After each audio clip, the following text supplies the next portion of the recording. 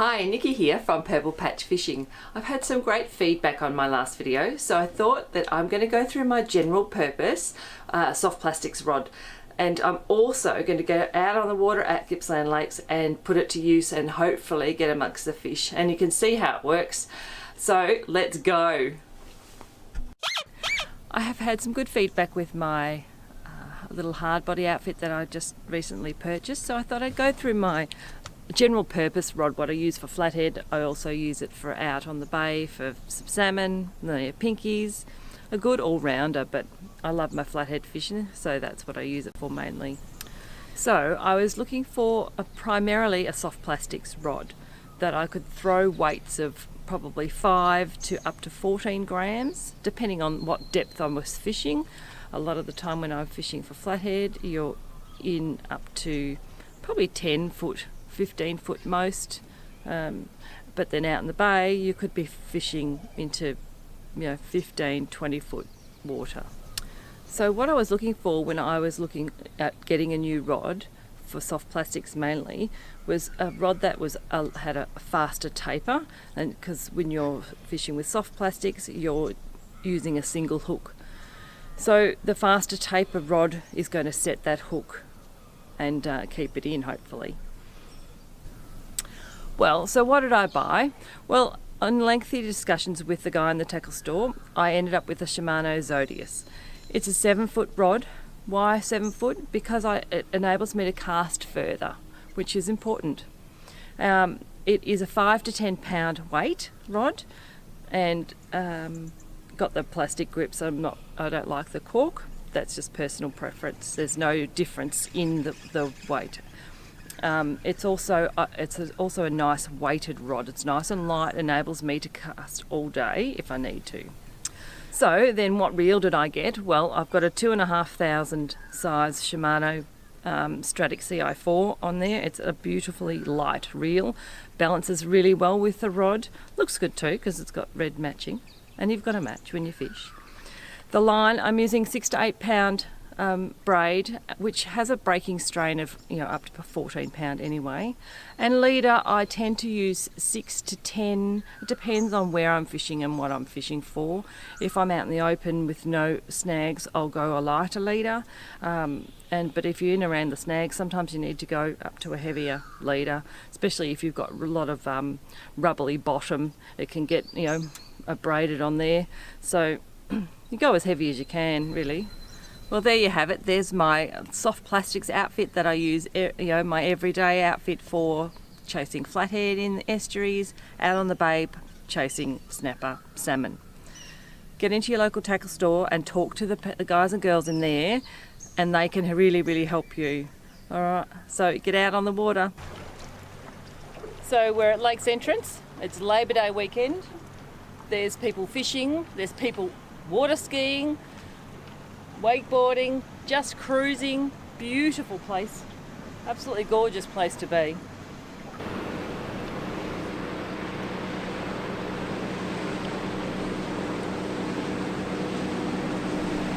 So this is what I'm going to throw. It's a 5 gram jig head on a 2.0 hook. My soft plastic is 3 inches, but you're looking at your 70 to 100 mil plastics to throw when you're targeting flathead. Well, we're fishing here in 6 foot of water and working along the point, working the edges, casting to the edge and working the lure back off the edge and down. We've seen a bit of activity on the surface, so we think, we'll give it a go, see what it's like, and hopefully we can get ourselves a nice big fish. Oh, I'm on. Oh, what is it? It's a little Tailor, I think. Oh, it's another salmon. Oh, look at him jump. Hang on. That's a bit bigger. Not much, but a little bit bigger. Yay, that was a bit of fun. The lure's just working its way off the edge and down into the deeper water. The bigger predators seem to sit down along the bottom and wait for the bait fish to come off the edge. That's a good theory. Let's do it.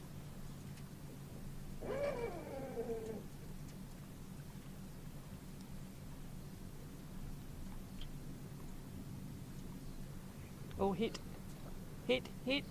Oh! Another little salmon playing with it, I think. No. Oh, that's a flathead. I got a flatty. It's only a littly, but it's a flatty. Let's go. Come on, baby. Oh, good release.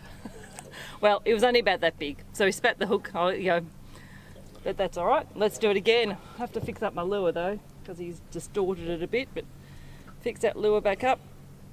What's he done? Wrapped it round. That's better. Nice and straight. Try it again. Hopefully there's a bigger one this time. Come on. What is it this time? Oh, little Tailor this time. Oh, he spat it. Oh, well, it was a little Tailor. So I don't think he was hooked. He's just hanging onto my lure. And now I don't have my lure. So they've got nice sharp little teeth. So that's all right. I'll take that off. Put that into the bin on the boat and get a new one. Okay, so we've got the electric motor just working our way up around this point off the bank so we can work the lures across. If you don't have an electric motor, put your anchor down out a bit so you can cast to the bank and work your lure back to the boat. So you're working your lure down the edge. Oh, I'm on a little flatty. Just let the lure sit down. There he is. Oh. Try and keep the head in the water, because otherwise they jump around and carry on. Yeah. Like that. Oh yes! Yay! Love it when a plan comes together. It's a nice little sort of about 40 centimetres. Woohoo! Well, I've just landed this nice little flatty. It was interesting though, when with the lure, I felt him take the lure and I lifted and then he dropped it. So what I did was just let the lure drop again to sit on the bottom and gave it another lift, because what quite often happen is they'll have a second go at it flathead. Hey! So if you notice the way I'm holding the fish, I've got a glove on because they've got little teeth. My thumb in there and holding him really tight. He can't go anywhere, but always support the body of the fish, because otherwise you're going to break the jaw and they're not going to live for very long. So always support the body. Doesn't matter how big the fish is. Supporting the fish until you get into the water. Pop her in. Give it a bit of a swim before you let it go. Get some water through the lungs, the gills. He's kicking, he's ready to go. So we'll just let him go nice and gently. Off he goes. Swimming down. Woohoo! Yay! Let's get another one. There it is. Oh, dropped it again. It's only a little one, this one, but yeah, it's amazing how they will keep coming back. So if you get a hit and you haven't got a fish on, let it drop to the bottom again. They just keep coming back and back. Especially if you use scent. I use a bit of scent on my lures always, just because I think it helps with them coming back. And let's try that again, because that tasted nice. Let's have another go.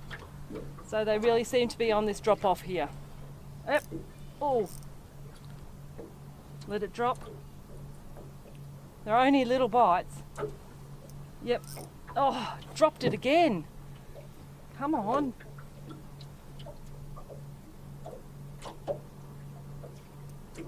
There it is. Got him. It's only a little one.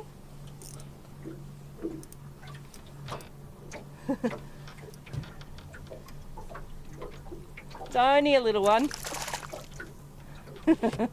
But it just kept coming back. He wanted that lure. So see, that hook has right through the top of lip, and that is so typical of flathead. He kept coming back and back. He had about 5 goes at that, and eventually, and then that hook just comes out so easy. Look at that. Just falls out. So you've got to keep the pressure on the fish as when you're bringing it up, because if you don't keep the pressure on, that hook can just come out really easily. So when you're out fishing, look for the jetties. They create a bit of structure, so quite often you can pull a brim off them. Even the flatties will sit in underneath them sometimes, so always good to have a bit of a go out with your lure. Make our way over nice and slowly. Well, we've gone into a bit deeper water. We're now in about 15 feet of water. So I've upgraded my jig head. I've gone from a 5 to a 7 gram, just so that the lure gets to the bottom quicker. And then when I'm doing my retrieve, it sinks quicker, and it makes a bit of a puff of on the sand on the bottom. It stirs things up too as it lands, so that can always help too.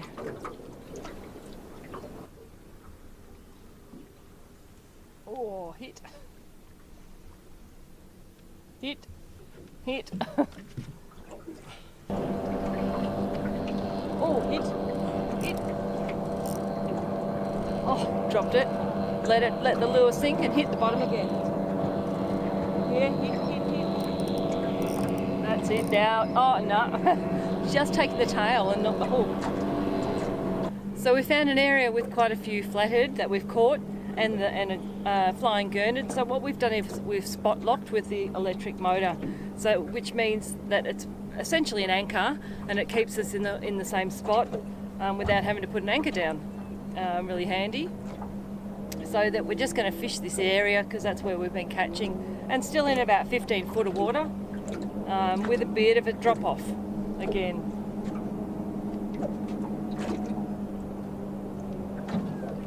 But they hit the lure and are taking about 5 times before they actually finally take it properly. Frustrating, but fun.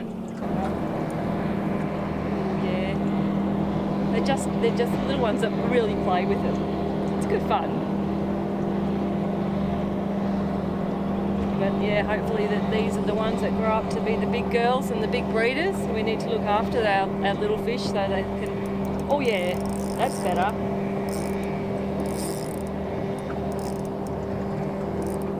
Might not be.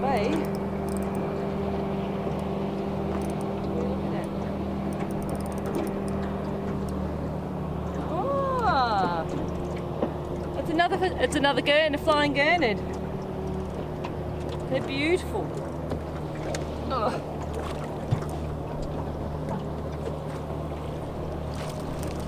Oh. Another species to add to the list for the weekend, a flying gurnard.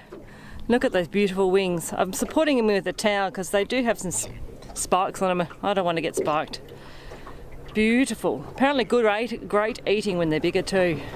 Well, we haven't caught huge fish, but we've caught a lot of fish with salmon, tailor, flathead. As you can see, this rod is really versatile and it just suits my needs really well. Well, I've caught about 20 of these little flathead. Great fun.